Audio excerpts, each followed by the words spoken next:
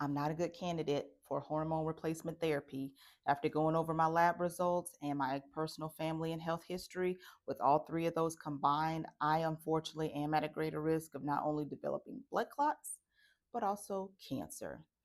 But with that being said, I found something that has actually been helping me, and I wanted to share some of these supplements briefly for any of the women out there who are also in the same boat as me, where you can't take hormone replacement therapy because it puts you at a greater risk.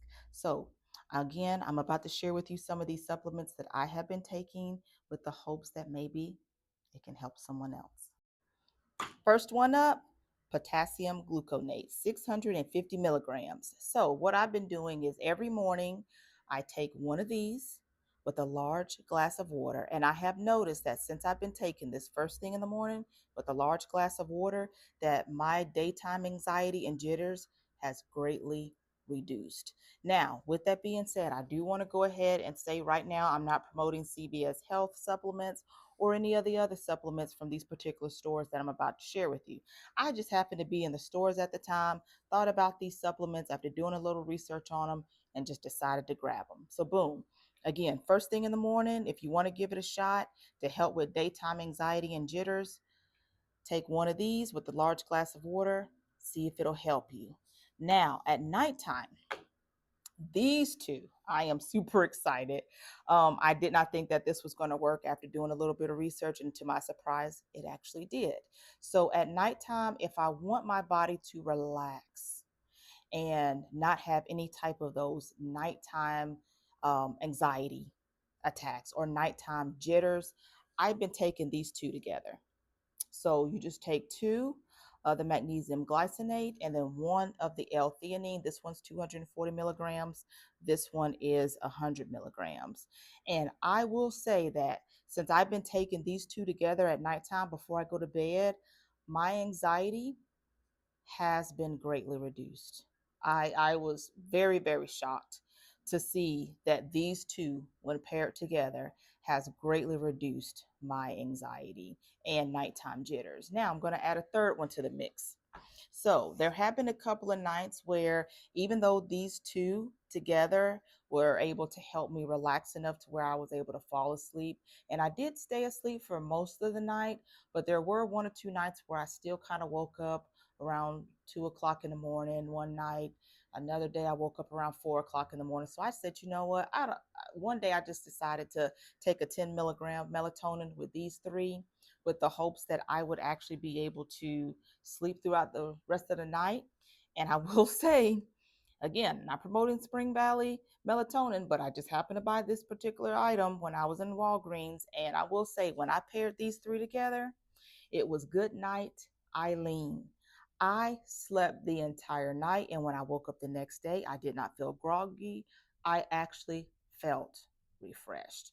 So, if there's any ladies out there who are not good candidates for hormone replacement therapy and you're like me where it puts you at a greater risk of developing blood clots and cancer, and you are confident enough or feel safe enough to give some of these a try, go for it.